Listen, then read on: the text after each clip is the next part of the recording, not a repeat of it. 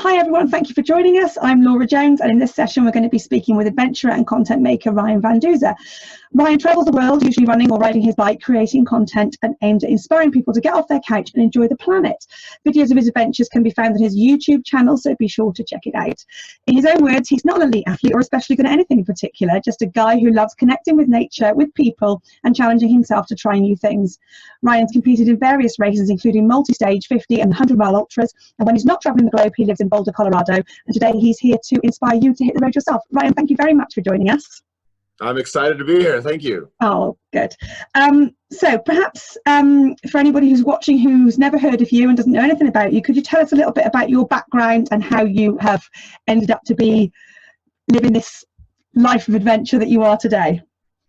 Yeah, I've always loved being outside ever since I was a young boy, playing in the dirt, climbing trees, running barefoot through the grass. I've always just felt alive when I was outside, and that has continued to my adulthood. And I love pushing myself physically and mentally, seeing how far I can go with my running, with my cycling, and just about anything. I love being outside.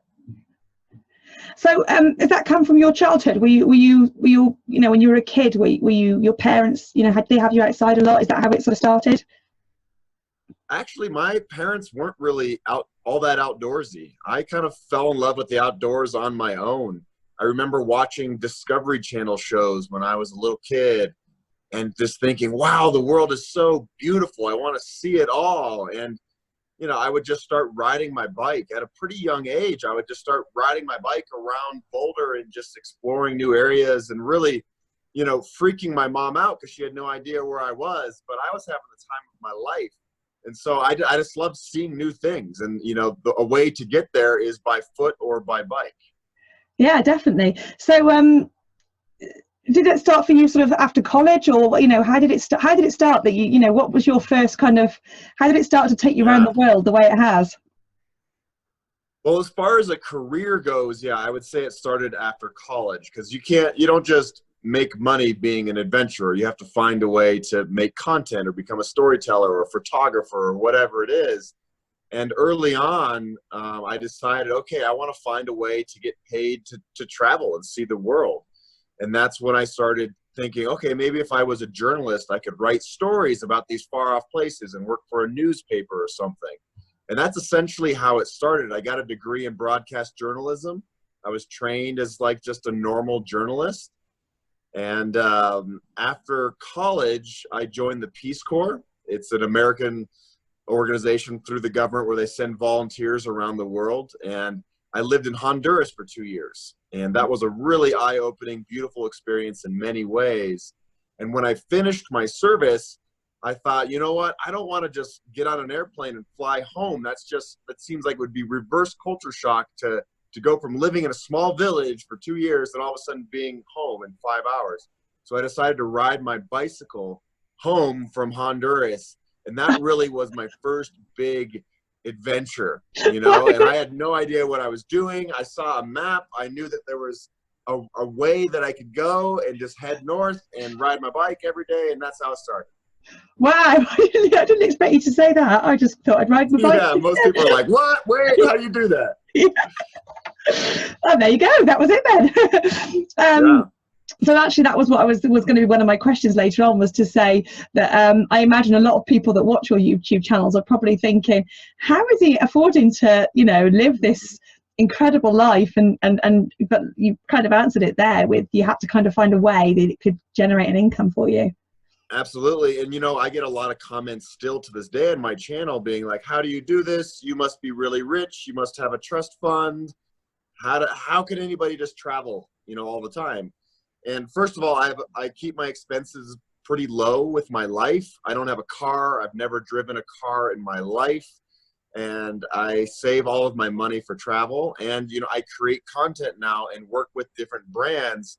So, you know, even though it looks like I'm having the time of my life, and most of the times I am, when I travel, I am working. I have a camera in my hand at all times. Yeah. Yeah. Yeah. Good. Okay. Right. So one of the videos that I was watching earlier was the first time that you went to run the Cabala Blanca Ultra, and Yeah. it didn't start. So for anybody that's watching that perhaps hasn't heard of this race, hasn't read the book, maybe you could just tell them a little bit about that race, and why because one of the questions I want to ask you is, on your adventures, have you ever found yourself in any situations where you thought, I'm a bit frightened here. So, but maybe the Cabala Blanca Ultra would be a good place to start. Absolutely. So I found out about that race, like most of the world, through the book Born to Run. I was reading that book, and Christopher McDougall, the author, did such an amazing job of just describing this beautiful paradise down in the northern deserts of Mexico with this far off tribe that lives in caves and runs with the sandals made out of cut up car tires. And it just seemed like such a fantasy. And, and I'd lived in Honduras before. I love Latin America. I love speaking Spanish. I love adventures. So I was like, you know what? I'm going to try to get down there. I just read this book. I'm all fired up to try something new, to try racing something longer than I ever have. And I'm going to go down there. And essentially that's what I did. I wrangled up some friends. And we actually, the first time I went, we took public transportation all the way there from the front door of my house. I took a city bus and another bus and another bus, another bus, all the way down to Chihuahua, Mexico, got on a train and hitchhiked down to the bottom of these canyons. So just getting there was an adventure. And it was everything the book described and more. It is beautiful. I mean, it looks like the Grand Canyon as far as the scale of it. It is huge, but it's green. And at the bottom of the canyon, there's this beautiful town called Urique, and it's a nice town of about maybe 1,000 people. And it's just stunningly beautiful. And being down there was one of the most exciting travel moments of my life. Everybody was so excited we were there. They're like, wow, the gringos came from far away, because it's a hard place to get to. It's not like you just get on an airplane and you go to Cancun and you're there. Like, you really have to want to go. Yeah. You have to want to get there. And, everybody was welcoming and friendly, and that's essentially how I got there. Wow.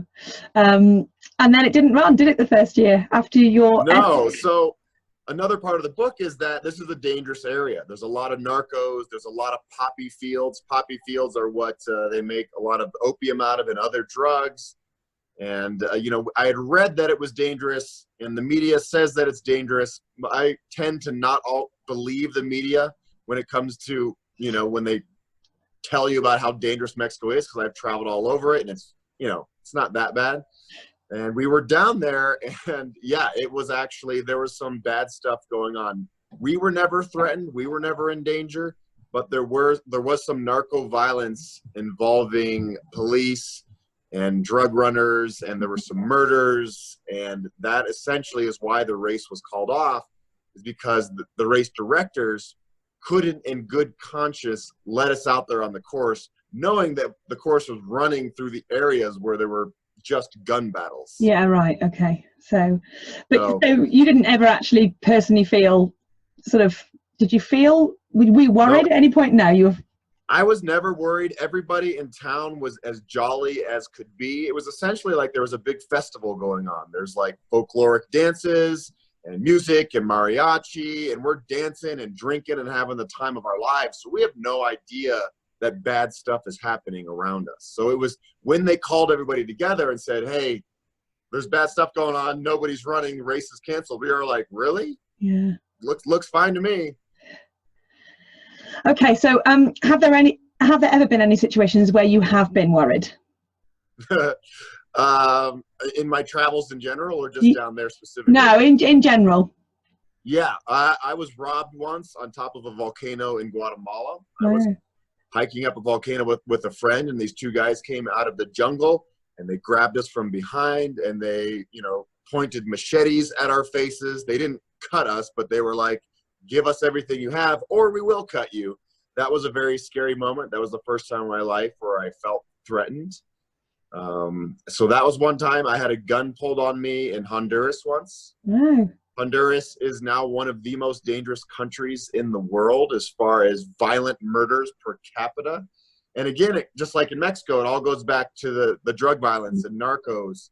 and all of that unfortunate byproducts of drugs and money. So I've had a couple bad experience, but it's, you know, most of the times when I travel, only beautiful things happen, and those memories far outweigh all the bad times. Yeah, I'm sure. Another particular race that I wanted to ask you about was the Burning Man Festival. Yeah, that's a unique one. Yeah, can you tell us a little bit about what's that all about? Yeah, so Burning Man, a lot of people around the world have heard of this. It's been going on for about 30 years. It's a gigantic celebration in the deserts of Nevada outside of Reno on an ancient lake bed, so it's completely flat, and about 70,000 people go out there. And it's a 7-day-long community that people build. And there's lots of art installations, and crazy things happen at Burning Man. And one of those crazy things is an ultramarathon, a 50-kilometer race. And I found out about it because before I went to Burning Man the first time, I wanted to see if there were any running groups out there, people that got together to jog. It's like, I don't want to not go running for 7 days. I need to do some exercise. And I found this camp that puts on the Burning Man Ultramarathon. And everybody at Burning Man, you're bringing a gift to the community. So there's lots of different camps. Some camps gift like a bar and alcohol and music, and some camps are massage camps. Like anything you could ever dream of. People are always giving something to make the community better. And so this camp called Pink Lightning puts on an ultramarathon, and they do the numbers and the chip timing and t-shirts and aid stations and medals and all that stuff you'd find at a normal race in the regular world. Right. So and this happens every year, and yeah, it happens every year. Right. Now, and it's like a whole community of people. Yeah, it's a whole community of people. So there's 70,000 people that go to Burning Man every year. And it becomes the third biggest city in Nevada when it happens, behind Las Vegas and Reno. God, that's mad, isn't it? Yeah, it's crazy. And it's one of the most beautiful places on the planet. The art is stunning. And I always tell people, like, the best of humanity is out there. People are just sharing and giving and loving. And it's goofy and weird. And one of the weird things is the race. And so the race starts at 5 in the morning when it's completely pitch black. And most of the people at Burning Man have no clue that there's a race. Only about 250 people run this race. And so there's 70,000 people out there. So when they see us, they're like, "What are you doing? You're crazy." And we're like, "No, you're crazy. You've been partying for 48 hours straight." And it's one of those things in life. You're like, wow, this is an interesting place to be right now. And people run it in costumes and all sorts of goofy things. Yeah, that's everyone that's watching that's British is thinking only in America right now.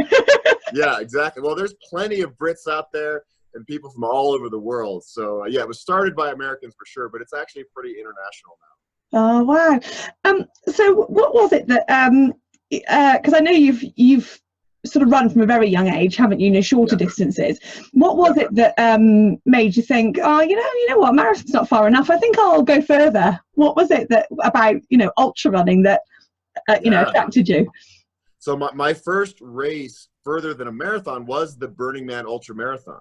Right. And that's just barely over a marathon. A marathon's 42K, Burning Man is 50K. And I was like, oh, that was cool. That was great. That wasn't as hard as I thought it would be.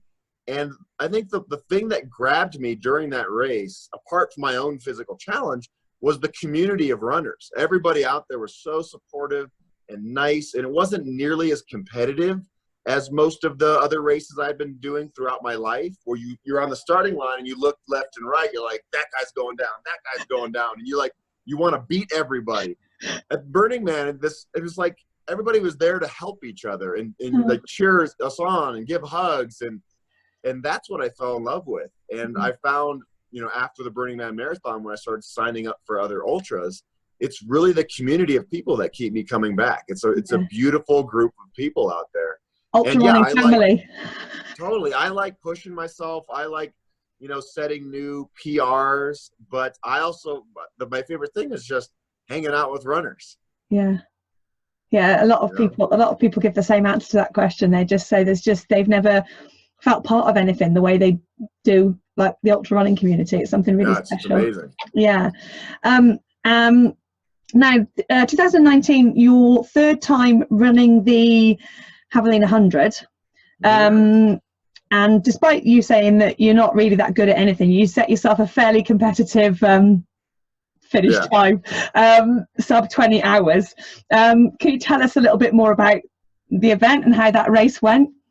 Yeah, so the Javelina has become a really important race on my calendar. Again, I love it. I love the community. It's a little weird and funky. It's got a little bit of that Burning Man style to it. Some people run in costumes. You know, it's Halloween weekend. It's in the desert. I love doing any type of physical activity in the desert.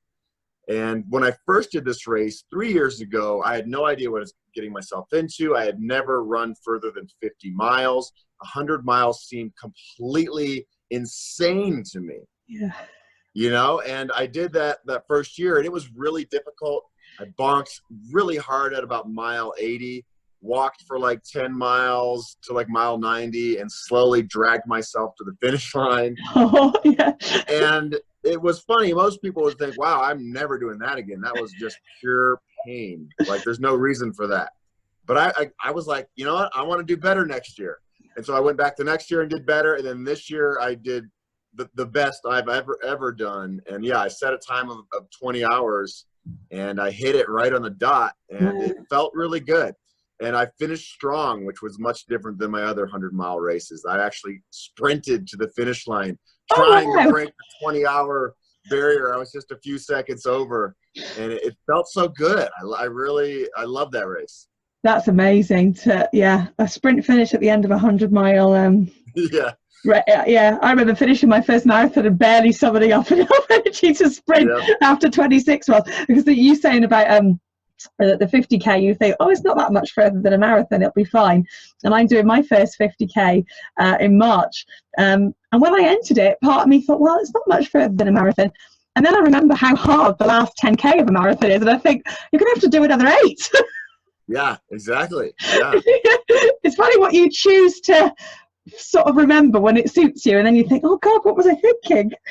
Yeah, it's really running, as you know, it's really a mental game. You know, when you know how far it's going to be, you're like, okay, I'm in for the long haul. And you know there's going to be peaks and valleys, and you're going to go through all these mental and physical challenges throughout a long race, and your stomach's going to get upset, or you know, and that's what I love about it. You live so much life within, you know, a 24-hour period when you do these really long races. You're outside all day and breathing fresh air and seeing people, and you're so alert and with it and in tune with your body. You know, people are like, wow, 100-mile race, that seems like torture. But for me, it sounds weird. I love it. Like, yeah, it's hard, but I love it. Yeah, it's somebody else likened it to, it's like you live it's like a mini lifetime within a race. Yeah, you know, totally. when you do like 100-mile. It's like going to therapy. You really figure out a lot of life. Yeah, and I think that's probably why the ultra running community is the way it is because you can't, there's no room for any ego. Once when you're running 100 miles, you are at some point going to be stripped bare, aren't you? You know, everybody is, you know, the elites, and whether it's your first time or whether you're an elite at some point. So I just think it kind of is a big leveler, isn't it, when you're going to that? It sure is. What works for you kind of, you know, mentally to get through it, you know, when it's really hurting and it's really hard? How do you kind of keep going? I try to pull myself out of my own pity party. It's very easy to just get down on yourself and, oh, I suck, or I'm feeling bad, or why does this happen to me? You can get very selfish during races. So I try to pull myself out of that with something that one of my friends calls a gratitude march. And that's where you think about somebody you love with every step you take, somebody different in your life, and your mom and your dad and your brother, your girlfriend, whatever it is. And it just gets you thinking about other things. And you could be thinking about nature or beauty. And, you know, during Javelina, there's so many beautiful cactus and shooting stars at midnight, and you can hear the coyotes off in the distance. And then you start feeling, wow, I'm really lucky to be here right now. Like the privilege of being here and having the money to fly to a place to do a race, and the 10 months of training, and to have expensive running shoes, and the time to be here is such a privilege. Yeah, quite. And remembering that you chose to do it, and like you say, Exactly. Yeah. that's really interesting actually, because the last I remember I wrote a blog post about my marathon, and the last mile, my three little girls are called Poppy, Daisy, and Lily, and I just Oh, in my head said their names in time with my feet: Poppy, Lily, Daisy. For about a mile I did that, because it was the equivalent of like counting, but it was just, totally. I just had to have something, to keep my You were legs you were going. doing the gratitude Yeah, march. it was. Puppy, Yeah, Lily, Daisy. I might even use those names. Those are great names. yeah. It went well. It was good. It was because they're like 2 syllables. It was good. Okay. What what's your training look like? For these races, how do you fit it in, and how do you manage it? And do you have a coach? How does it work? Yeah. I've never been all that good at training. If I told you what I did before some of these huge races, people would be like, "Whoa, man, you are so undertrained. What are you thinking?" And so I'm like a chronically undertrained person. Right. But my everyday life is pretty active. I'm always on my bicycle. I don't have a car, so when I go somewhere, I'm riding my bike there. I run 3 to 4 times a week. When I'm doing 100-miler, I'll up the mileage, of course, and just get more time on my feet. But no, I suck at training. And yet he still did a 20-hour 100-mile race. Yeah, and I feel, I have a lifetime of being athletic, so maybe a lot of it is muscle memory, or I'm just really good at digging deep and going down into the pain cave. Yeah. But yeah, I would say I'm chronically undertrained, but the benefit of that is I don't really get injured because of it. I'm not pounding my body every single day. No, a lot of cross training on the bike, I guess, and it's Yeah.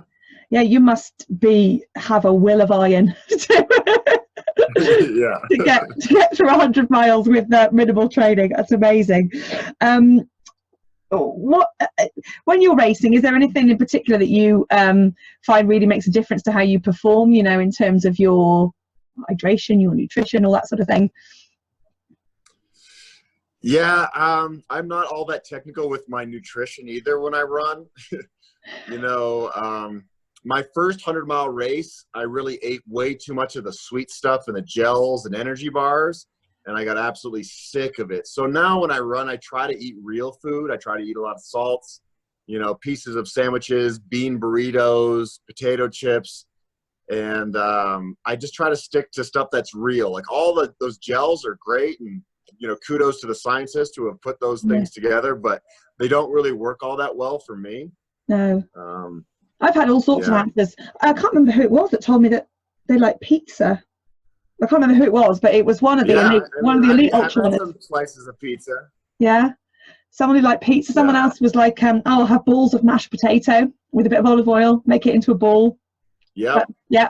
So I like that question. I like hearing what people like. The thing is, you want to eat something that your body is used to eating. Yeah. Your body is used to breaking it down and dealing with it. If you introduce new things to yourself, like the day of a race, it might not go very well. No. Yeah, I can imagine it can be the difference between a good race and a really terrible one. Yeah. Yeah. You took part in the Trans Rockies fairly recently, a multi-stage. Yeah. So that's 120 miles, I think, in the mountains of Colorado, with 20,000 feet of vertical gain. So what was that like? What was it like, the multi-stage event, and how did you get on with that?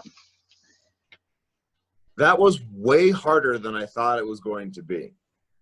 I went into that race thinking, oh, this is 120 miles over 6 days. I'm used to running 100 miles in one day. Yeah. Like, this is, I get like to break every day. Like, wow, this will be like a vacation.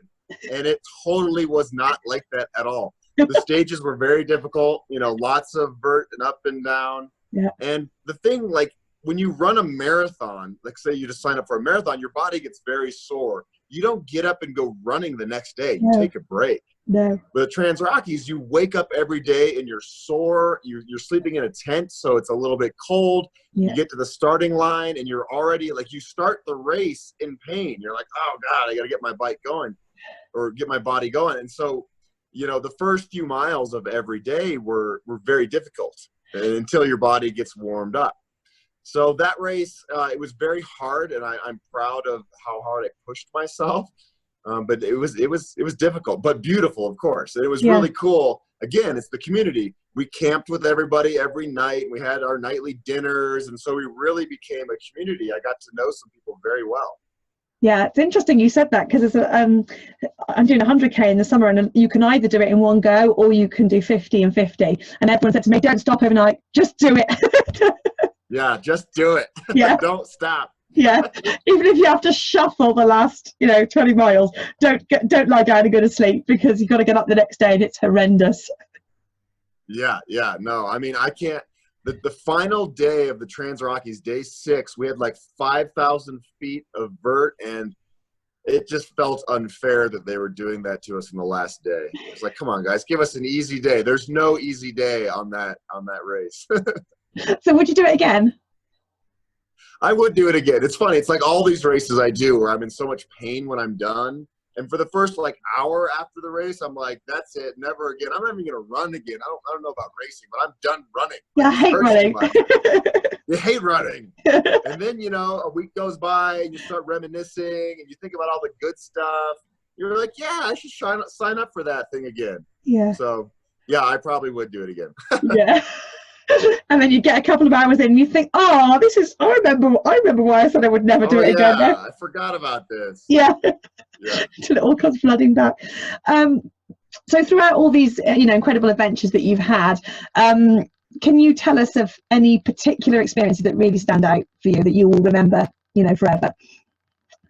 Well, 9 years ago, I was on a Discovery Channel survival show, and we were dumped into the jungles of Venezuela. And this was back before Naked and Afraid, those TV shows.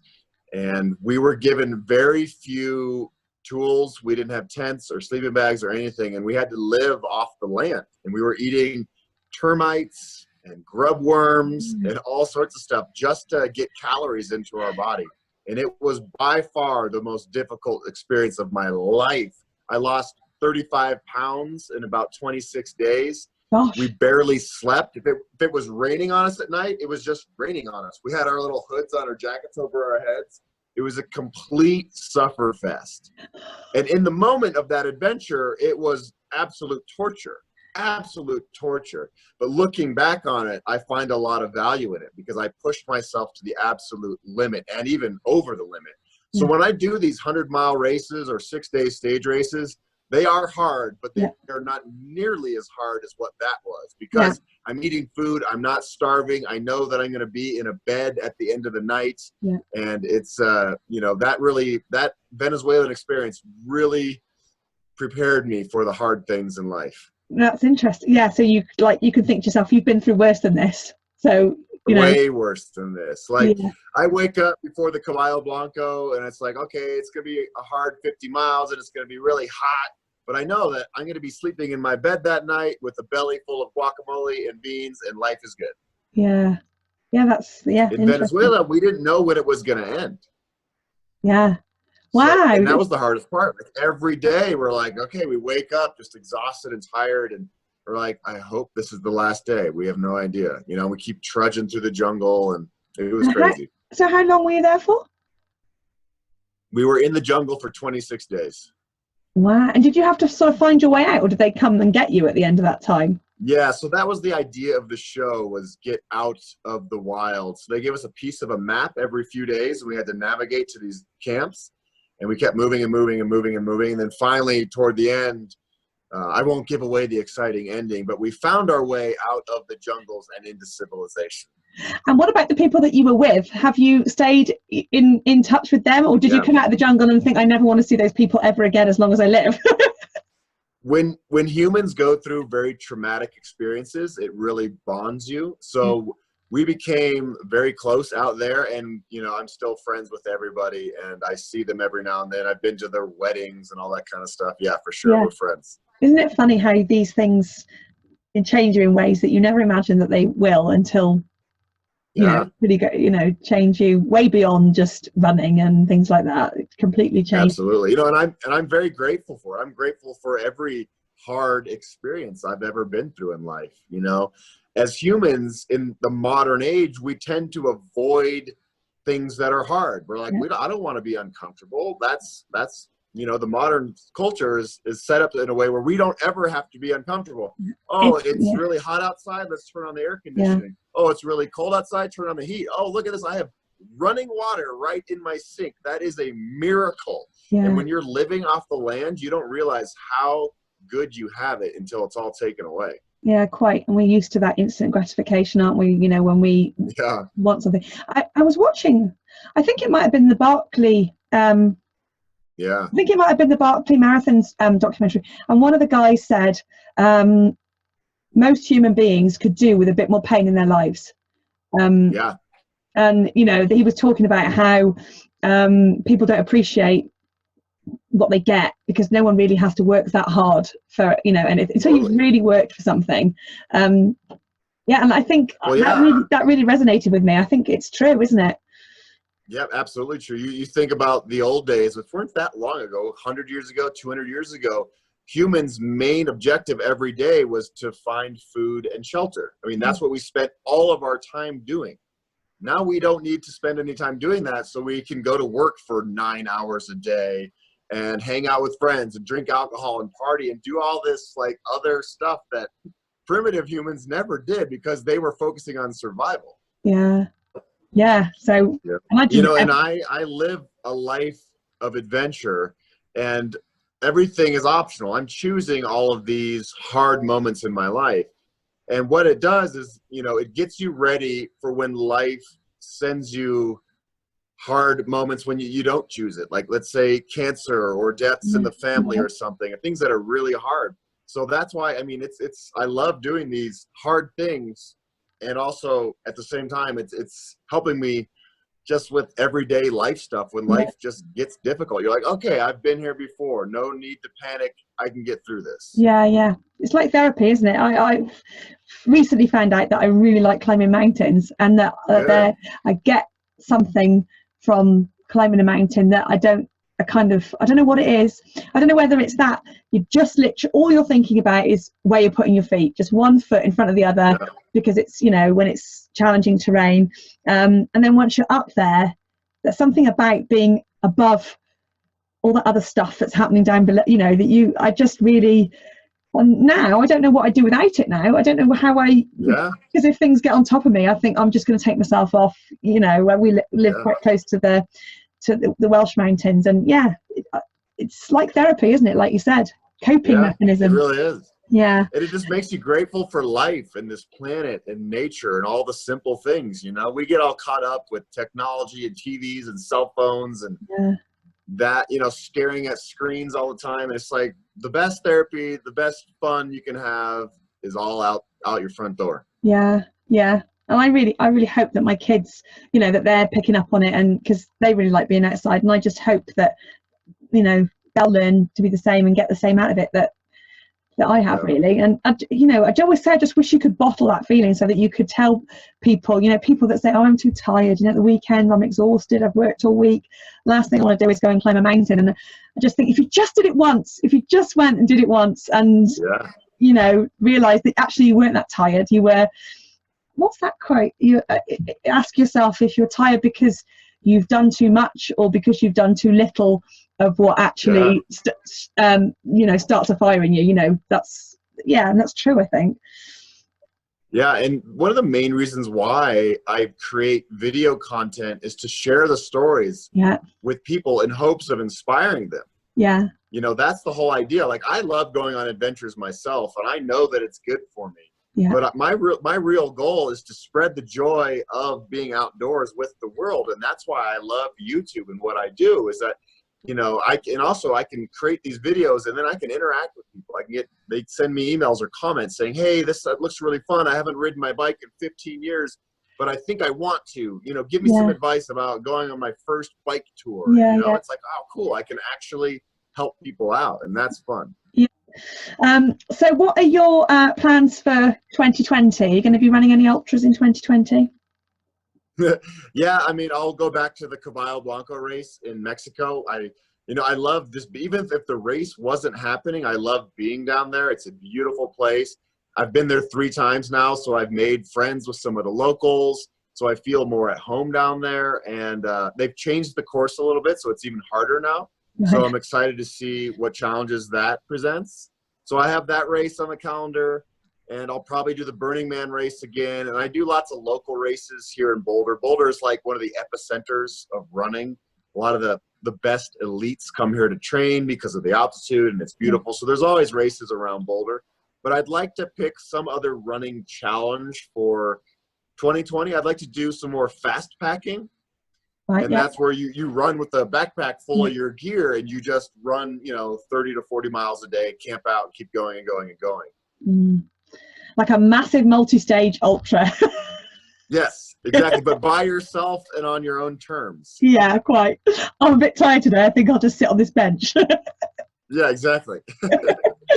And what about you've had these incredible adventures and you've seen these amazing places. What is what's still on your bucket list? I would love to go to Bhutan. Right. And I've been to Nepal 3 times. I love the Himalayan mountains. Bhutan, I think, is even more secluded. And the reason why I want to go there is because they measure their country's wealth and happiness, the gross national happiness. And I think that's such a beautiful philosophy. And so I just want to go there and check that country out and see what it's all about. I think from what I've read, it seems like a very beautiful, peaceful place. They really respect the environment.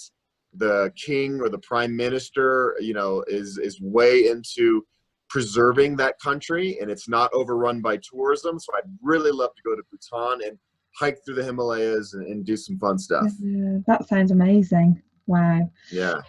And what about any particular races that you think, is there any in particular that you would really like to do one day? Yeah, I've never done the Leadville 100, and that's a pretty iconic race. It's in the book, Born to Run. I've never done that race. I'd like to do that one. And there's a handful of other beautiful destination races that would be cool. Like, I just want an excuse to go somewhere beautiful like Hawaii. There are marathons out there. Yeah. There's marathons all around the world. So, I kind of take races as they come. A lot of people are very organized about like their goals every year and races, and they have it all scheduled out. And I don't really do that. Obviously, I don't even really train.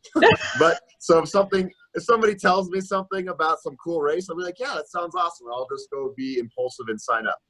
I'm just really worried now about the people watching. They're going to think, you know what, I'm just going to enter that 100-mile race. I'll be fine. Yes. Well, there is some wisdom to that, because I think the most difficult thing about doing a race is committing to do it. So once you decide on something, then you'll get ready for it. Then you'll train. But if you keep on saying, oh yeah, maybe someday, you're going to be like, oh, I'm not trained enough. I'm not ready. You'll keep pushing it off and pushing it off and pushing it off. But if you just sign up, you're going to get motivated, and you're going to find a way to get ready for it. And so, it sounds a little, lazy that I'm like, yeah, I don't train. That's not exactly right. I just don't train, with a very rigid schedule, I should say. No, okay.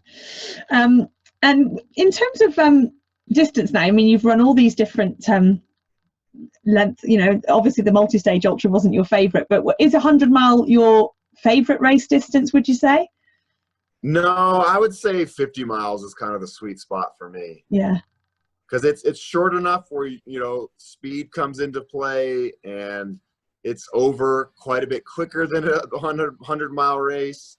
So I say I like the 50 distance. 100's cool, and I've had some amazing experiences doing 100 miles, but I like 50. I can't imagine 100 miles. And maybe someday, Courtney DeWalter, she's doing those 240-mile races. Yeah, she's amazing. Maybe I should do that someday. Who knows? I did a little run with her recently, and she's like, it's just like an adventure. It's like you're going out on an adventure. Like, don't stress about it. Yeah, it's 240 miles, but you've ridden your bike thousands of miles. You can go run 240 miles. It's just another day out in nature. Yeah. When I next come to interview you. A long day out. And just like you said, you just decided to ride your bike home instead of, one day, however many miles it was.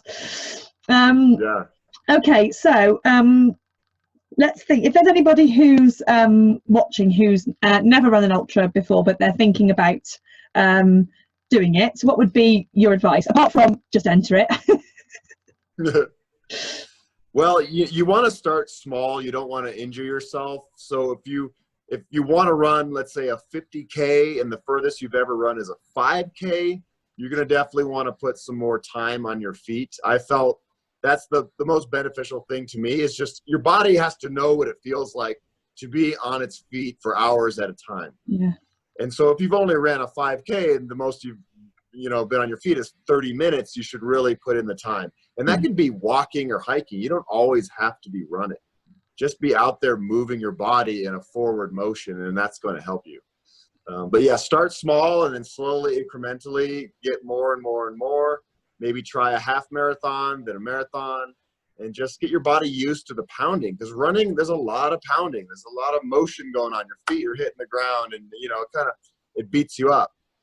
Yeah. Yeah, it does. And you said you're quite fortunate that you've got a good track record, whereas injury or lack of goes. Yeah. Yeah, so that's good. And what about anyone who's never raced in a different country and is, keen to try that? What would be your advice to them? Oh, that's the most exciting part for me about running, is exploring a new place. Like, the race day is fun and exciting, and that's what you're there for. But there's probably 5 days around race day where you're exploring a new country and culture and food, and you're making friends, and it can seem overwhelming. And, media makes the world out to be this big, bad, dangerous place. But there's always somewhere you can go that's safe and inviting. And to me, that's the biggest value of traveling. It's just learning about new cultures. I mean, that's what gets me excited about life.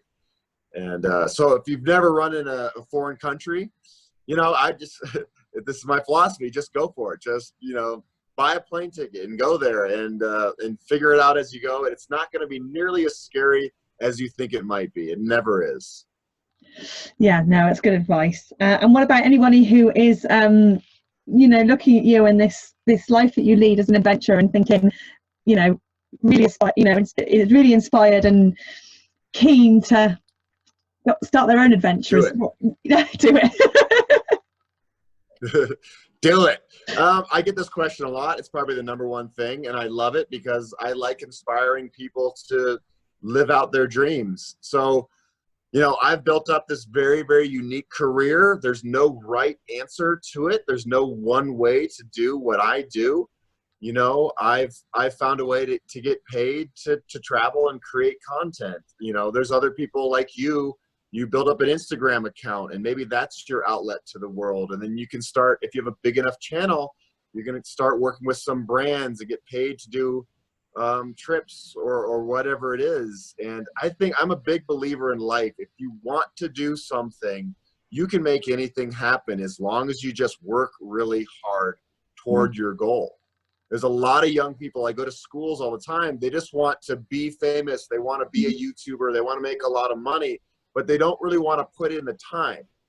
And, maybe they'll make 1 or 2 YouTube videos and it's discouraging, and then they quit. Yeah. My philosophy is, if you really want it, you got to keep going and going and going and going. It's like when I first started this channel, my videos didn't get any views for a long, long time. And I spent so much time editing and perfecting these videos, and it was discouraging that, they weren't getting as many views as I hoped they were. But, you slowly build up your channel or your brand or whatever it is, and you'll be able to someday make a living doing it. And you could be an author, a writer, a travel blogger, a health and fitness blogger. There's so many outlets now to make a living doing what you love. Yeah. And it's like that thing we were talking about earlier about that this culture of instant gratification, isn't it? People want it now, right now. Yeah. And you got to put in the time. And that's the beautiful part. I mean, you're looking back on this career that I've developed, like a lot of it was very difficult, and you don't know when your next job is going to come, and it's nerve-wracking and scary. But some of the best things in life come out of those experiences. Because if you're just playing it safe, which is fine, I'm not judging. If you're just going to play it safe, then you're just going to have a regular old life, and that's to some people absolutely okay. Yeah. But if you do have crazy dreams, you have to work crazy hard to make those dreams come true. Yeah. Yeah, it's really, yeah, I can relate to so much of what you're saying, definitely. Yeah. Okay, last question, which you're probably going to say you can't choose, is favorite place in the world that you've been to? I have a very close connection to the Latin American world because I lived in Honduras. I spent a lot of time in Mexico. I love the people and the culture and the food and the music. I just feel alive anywhere in Latin America. But I have to say my favorite place that's just like a magical fairy tale is Nepal. I love the Himalayas. I love the mountains. Trekking through those areas just brings tears to my eyes because it's so beautiful. So when I go to Nepal, it's like walking through a National Geographic magazine in real life. It's just so different than any other country I've ever been to. So that place has a special spot in my heart. No, that's good. And both those places are on my bucket list. So, you know, I've obviously got excellent taste. Yes, absolutely. Make it happen. Yeah. Now, New York Marathon's on it as well. I didn't get in the ballot. I thought, you know, if I could say to my husband, you know, I just got a place, I'm going to have to go. Yeah, exactly. One day, when my kids are a bit bigger. Yeah. Right, I think that just about brings us to the end. Thank you so much for joining us today, Ryan. It was really interesting to talk to you and to hear about all your adventures. It's really interesting. Well, I appreciate it. I feel honored to be part of all this. Oh, thank you. Well, we're really glad to have you. It was lovely to chat to you. And what we'll do is we'll put the links below the interview to your YouTube channel so everyone can subscribe and see what you're going to be getting up to in 2020. Sounds good. All right, take care. Thank you, everybody, for joining us, and we'll see you soon. Have a good day.